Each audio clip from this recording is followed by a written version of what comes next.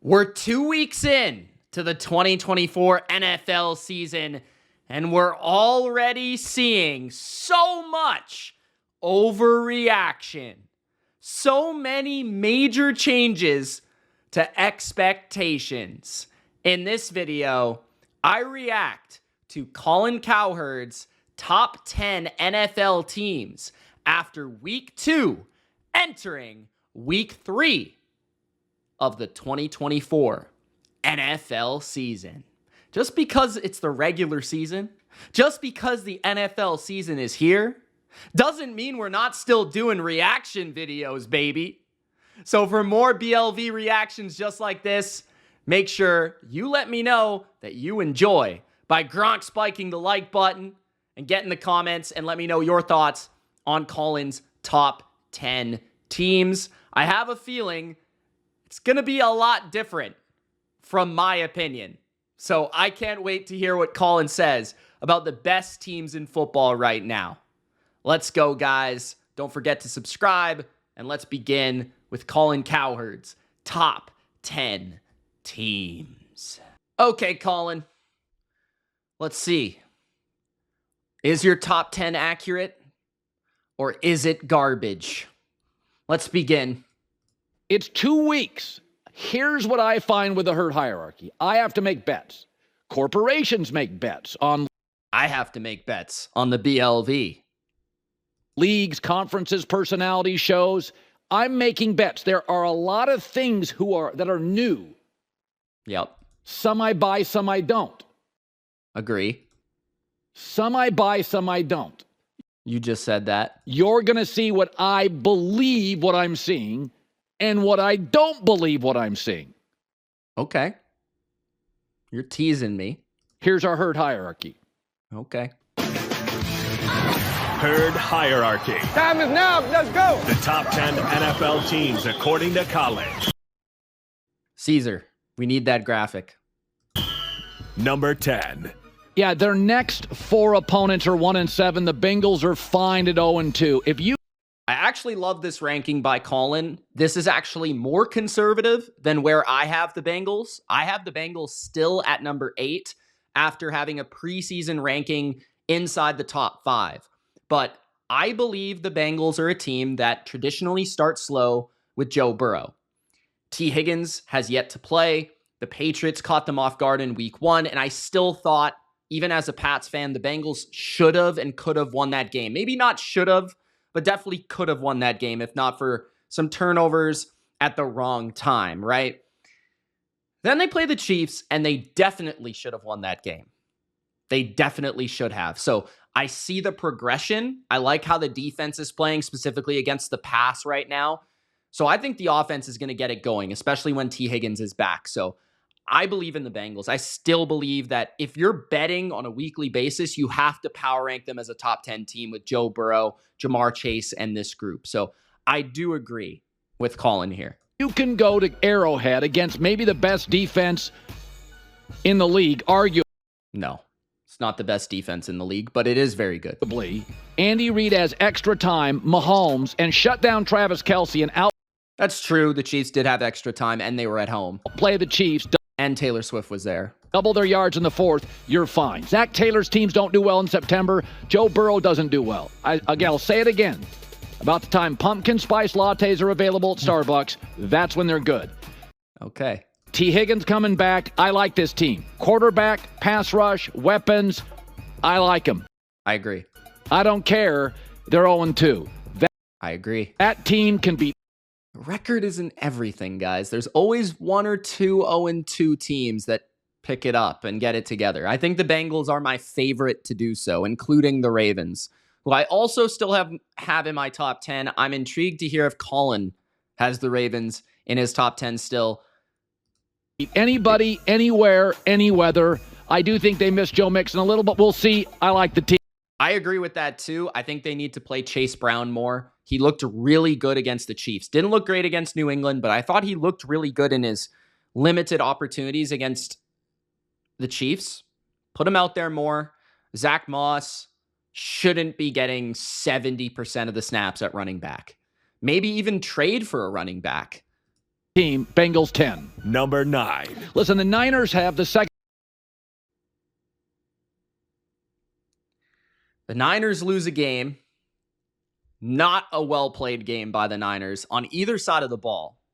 Now, they did have about the same amount of yards, same amount of first downs as the Vikings. Like, it was a fairly even game statistically speaking. The difference in the game was a couple extra sacks for the Vikings. Purdy got sacked 6 times. And 2 fourth down failures. Huge in the game. Huge, like absolutely massive. And then a turnover or 2. Purdy did not play well. And we've seen this Niners team struggle against Brian Flores. We've seen this Niners team struggle with the Vikings in Minnesota. They haven't won there since the early 90s. I chalk it up to being a bad matchup and just a blip on the radar. I feel the Niners are going to smack the Rams and then probably punish my Patriots, unfortunately. And they'll be right back on track. Now, am I worried about Debo going down and CMC being out? Yes. The injury radar is definitely out on the Niners. That is, to me, the only thing that we will truly derail this team. But we've seen a common theme with Colin that he really doesn't like the Niners. He hates on the Niners. He consistently ranks them too low. He didn't even have them winning their division. He had the Rams. And 2 weeks in, it feels like the Rams season is already over. So I just think this is a bad ranking. I think a majority of people, despite the loss, would still have the Niners at least in their top 5, if not their top 3. So I think this is a bad ranking. Second highest graded offense in the league. Now, they're beat up offensively. That's why I put them back. Purdy is also leading the NFL in passing yards right now, which is kind of odd because I don't think he's played that well. And it was a run-heavy game in week 1, but still is leading the NFL in passing yards. Back at 9. Here's what I really worry about. Brock Purdy's been sacked 8 times in 2 games, and I don't look at the Vikings as having one of the better pass rushes. Okay, but I would argue that, first of all, they played the Jets and the Vikings, who I think were both top 10 defenses last year. But majority of the pressure, majority of the sacks came in 1 game. I don't think you can necessarily say, sure, that was a flaw with them last year, though, like at the same time. So, and they overcame that. So I don't know if that's really a big deal. Again, I think this is just a matchup. They were great against the Jets. They protected well against the Jets, not against the Vikings. So they're beat up and they're not protecting Brock Purdy. But thank God, they still have a very good deck without Debo and Christian McCaffrey. Shanahan's remarkable, but they're not the same team without McCaffrey and Debo. They're not. Yes, obviously not. That's why I put him 9. No. Oh, so he's solely basing it on like how they are playing right now at this moment. Okay, fair enough. I guess. I still would have them probably a little bit higher. If you're saying, okay, this is the Niners without McCaffrey and Debo, because it's hard to do that because they are coming back.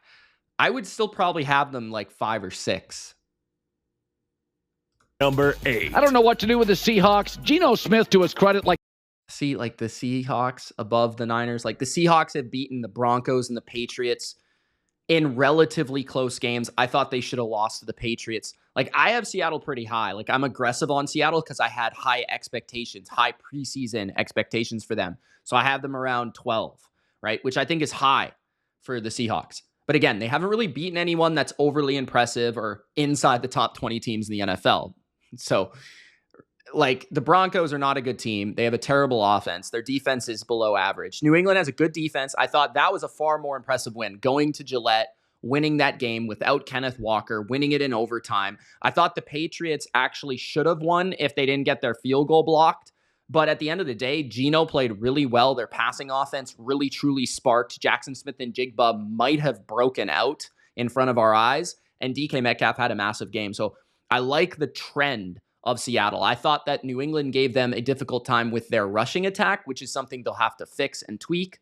But honestly, I could see Seattle as flirting with like 10, but I don't necessarily know with the offensive line weaknesses, with the opponents they've played so far, certain things like that. I don't think they're quite there, like 8. They're definitely not, to me, above the Bengals or the Niners. like Baker Mayfield playing really At least yet. If they go and they beat the Niners, and let's say there's one of McCaffrey and Debo there at home, you could maybe talk about that if the Seahawks are still undefeated, right? And they have another easy matchup with the Dolphins at home. So they're really feasting on a pretty weak schedule right now. Well, dude's completing 74% of his throws. Well, he's played this team and he's played that team. Here's all I know.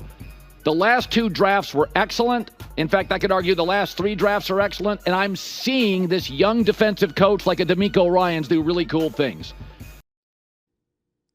Sure, but I didn't think they were great on defense against the Patriots. DK Metcalf, Jackson Smith, and Jigba are tremendous. And Tyler Lockett. I love their weapons. I agree. Running back, tight end, wide receiver, and I've been critical of Geno Smith. Geno's good, man. You can win a lot of games in this league when your quarterback is a big guy that's accurate at 74%. I put them at 8. Number 7. The Bucs. I buy into it. This is like almost identical to where I have the Bucs.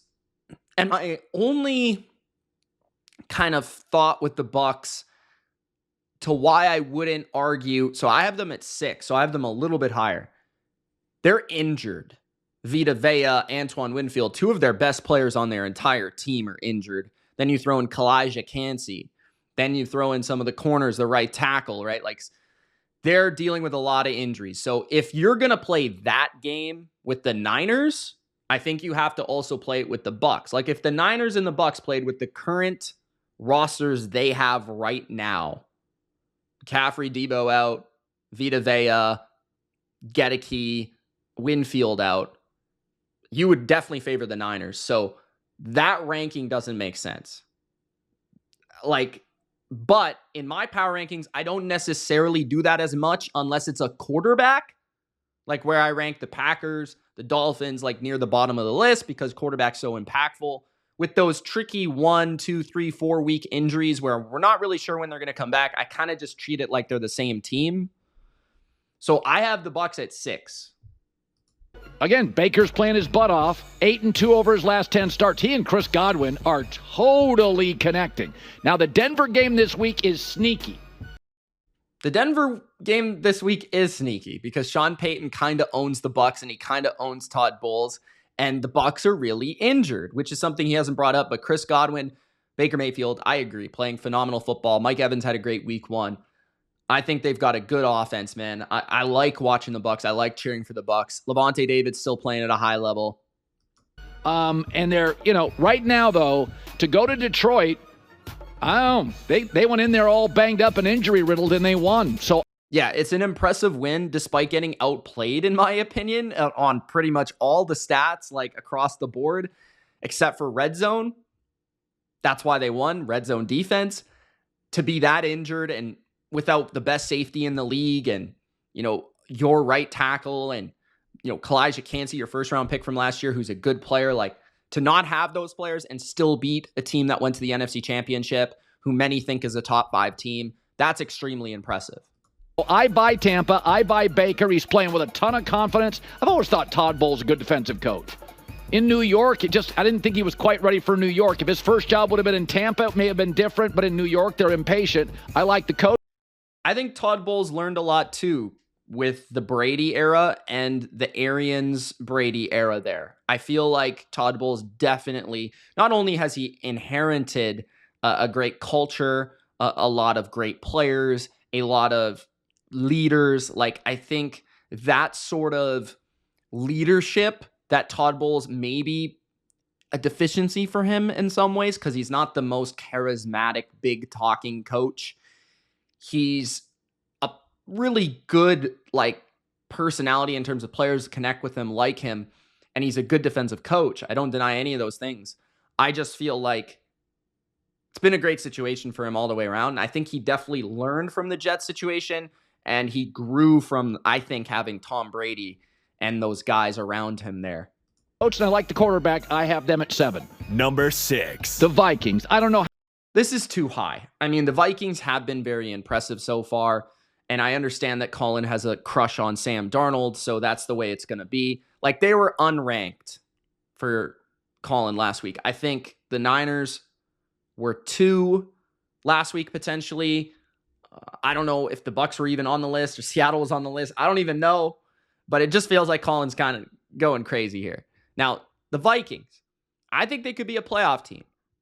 I think the Vikings can be a team that plays with good, creative, chaotic defense that can stop the run, pressure the quarterback, cause mistakes. Offensively, if Darnold continues to play mostly mistake-free, accurate, on-time football with the weapons he has, that offensive line, they could be a good team. There's no doubt about it. A good team. Do I look at them as a contender right now? No, I need to see more. I need to see more. And again, I think them beating the Niners is more of a styles matchup, right? Than it is this team's better than this team. I feel like that's getting ahead of yourself. I want to see a bigger sample size from Sam Darnold.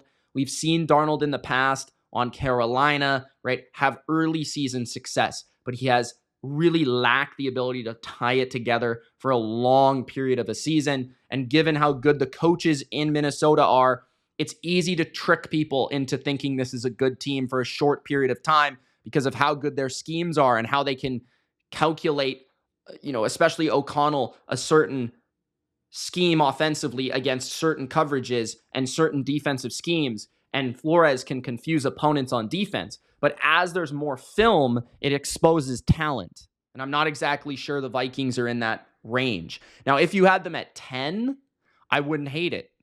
If you had them at 9, I wouldn't even hate it. Right? I have them at 11. Maybe I'm too low. You guys let me know in the comments. But I just need to see more here. How long it's going to last? I mean, they lead the NFL with 11 sacks. I don't think that's going to last over the course of a season. I agree. But they are 9-0 under this head coach, Kevin O'Connell, when they tie or win the turnover battle. So, I mean, Yeah, that's the most important stat in football. He's cleaned up Sam Darnold significantly. That's what he does. He is the quarterback whisperer, the tall Sean McVay. Sam Darnold, I mean, even the Fred Warner interception. Fred Warner's the best linebacker in football. How many other linebackers get that ball? I mean, Darnold led a game-winning, clinching drive without Jefferson, Addison, and T.J. Hawkinson. Yeah, Darnold was impressive against the Niners. I felt like their offense was a little bit erratic. They hit some big plays. They ran the ball. I thought Chandler played well in the game. Like Jefferson made his huge play that he typically does. But Darnold has been impressive. I thought that was mostly about their defense, though. If they don't get those fourth down stops and they don't confuse Purdy and make him uncomfortable, they definitely lose because they definitely lose. I don't think their offense carried them to that win, but I thought they did enough to win that game. So, yeah, I agree that the Vikings have been impressive. I just don't see them at this range. I think we may have the best young coach in football in Minnesota. I have the Vikings at 6. Number 5. I like the Saints. Let's not go. Top 5 Saints, I think it's too aggressive. Again, like, we're just completely getting away from preseason expectation here, and I'm not willing to do it. Like, do I have the Saints at 7? Yes, and I feel that's aggressive. Like, I feel like the Saints, they lose to the Eagles, a bunch of people are going to be like, they're off the top 10. So it's that simple, right? So the Saints, I think that everything has worked out for them. They've played Carolina, they've played Dallas. 2 teams that you get ahead of them, they're finished. Carolina's the worst team in football. They're the worst team in football the last 2 years. They're one of the worst teams I've ever seen. That almost doesn't count. Now, the Dallas win was super impressive. But again, they played the Cowboys in a style at which you have to play the Cowboys. It's perfect recipe. The Cowboys, what's their weaknesses? Can't stop the run. Slow in the secondary. Offensive line protection. Running game. You strip that away, you say Dallas is flawed. I think people are putting a little bit too much stock into that Dallas win just because the Saints basically replicated what the Packers did last year to Dallas to a T. They got ahead, they ran the ball, they kept them off balance, they ran play action, they got big plays, explosives in the passing game, and they got after Dak Prescott, caused a couple mistakes, and it was a blowout. That was basically how it is, right? And I think the Saints are a good team, and I would right now project them to make the playoffs. Do I think they're going to be a top 5 team for the rest of the year? Am I betting the Saints, them being the 5th best team in the league on a neutral field? No, I'm not. Despite me being impressed with the scheme, with Derek Carr, with the defense, I think they have a balanced team, and I think they've come out guns a-blazing. But I don't necessarily feel I would put them at 5. I think that's too aggressive. Crazy. I need one more week of the Saints. Derek Carr, I got to give him credit, though. The run game, Alvin Kamara. Yeah, the run game's been super impressive. That, to me, has been the most impressive part. Just the way they're blocking, the way that Alvin Kamara is playing, his balance, his vision, the way that they're hitting those plays, and then they're able to complement and tie that together through play action. Rashid Shaheed looking like a stud. Like, that, to me, is what's most impressive. Is a beast, and they are leaning on it heavy. They have the highest rushing percentage, 64% in the NFL through the first 2 weeks, and Clint Kubiak. And so my question there is, if they have to play from behind, even at just the start of the game, because they've been hitting on all cylinders right out of the gate. If they get behind, how does that work? Again, from the Niners system, these quarterbacks get the Niners system, and they look different. Alvin Kamara has been a beast. It's just a new team that's shocking everybody. I want one more week, but I have them at 5. Number 4. One more week? You're already putting them in the top 5. What do you want to put them at 1? You know what I like about the Bills? The Bills at 4, that's fine. I have them at 3, personally, but I can't hate it. The Bills have been dominant on offense so far this year. There's been very little to not like about the Bills' offense. They've won through passing. They've won through Josh Allen magic. They've won through running the ball. Different weapons doing it. James Cook, Khalil Shakir, Allen himself. The defensive line has been absolutely bonkers, and the secondary is really impressive. McDermott, great job so far. I absolutely love Joe Brady so far this year. And Allen, to me, right now at this moment, is playing like the best quarterback in the league to me. So at number 4, the Bills is perfectly fine, although I have them at 3. First time in 7-8 years they have a star running back. They can run the football now. 9-2 since offensive coordinator Joe Brady arrived. So Josh Allen has been very dependent on offensive coordinators to clean him up. What? Josh Allen has been offensive coordinator reliant. What type of garbage is Colin even talking about? He hasn't had a consistent offensive coordinator in Buffalo. Like, are we really going to say Brian Daboll was some savior to Josh Allen when he goes to New York and does, like, basically nothing? Like, man, come on. Josh Allen's that dude. Josh Allen is him. Josh Allen is the best in the league. If anyone's scheme reliant, it's the other guy. It's the other guy. Because we haven't seen him with multiple coordinators. And I'm talking about number 15 in Kansas City throwing the ball behind the line of scrimmage every play. Like, there are a lot of quarterbacks that are scheme reliant. I think we've seen it with Derek Carr. I think we could say it about Brock Purdy. We could say it about Tua. We might even say it about Baker to a certain degree. He's had different coordinators, but it feels like there's a certain system that works best for him, and he needs players around him. Jared Goff could be scheme reliant. There's a lot of quarterbacks in the NFL that are scheme reliant. Josh Allen is probably last on the list. Literally last. I would probably put him last. This is a new offense. The tight ends are excellent. Receivers don't have a star, but they have depth. And James Cook's a baller. So he is one of 2 quarterbacks in the league. If I'd have told you there's 2 quarterbacks in the league without a turnover, one of them's Josh Allen. Again, he's very coordinator dependent. What? The bro just, like, what? Mahomes isn't. How? Well, one has the greatest coordinator arguably ever, and one has Joe Brady. And I like Joe Brady, but look at what he's done in his NFL career. He's mid at best. What? I don't think Joe Burrow is. Allen. Joe Burrow? He hasn't even played well in like 2 years. Is, and he looks good there at 4. Number 3. I buy the Chargers. Their tackles. The what?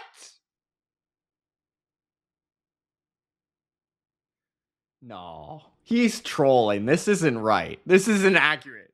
This isn't real. Please tell me this is not real. He put the Los Angeles Chargers at number 3. Last week, they were 8th. That is outrageous. I have them at 18.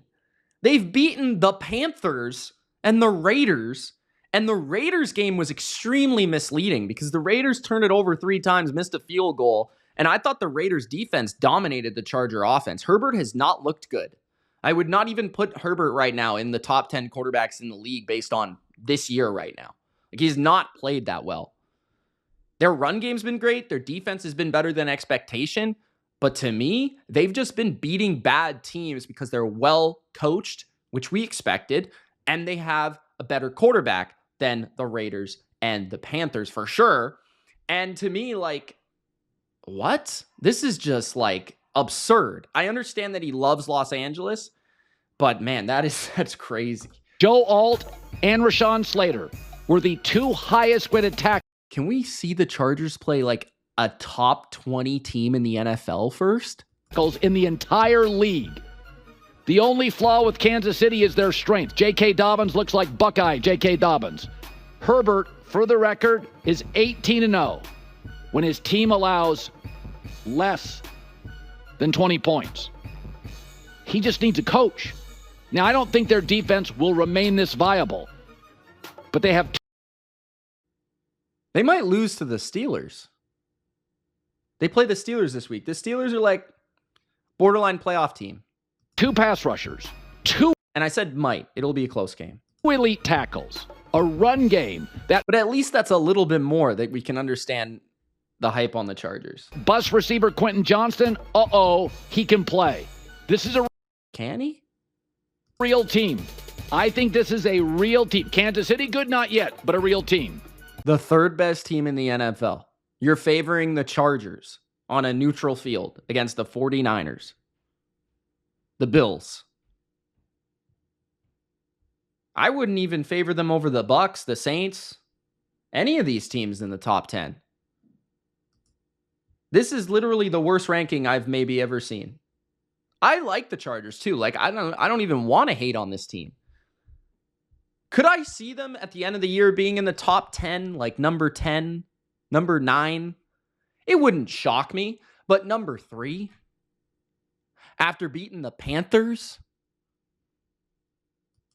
Number 2. I buy the Texans. I didn't even think... So wait, the Lions aren't in the top 10? The Lions aren't in the top 10.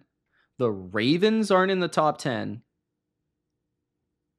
Obviously, number 1 is going to be the Chiefs. The Texans at 2 is fine. I like the Texans a lot. I have them at number 4, below the Bills.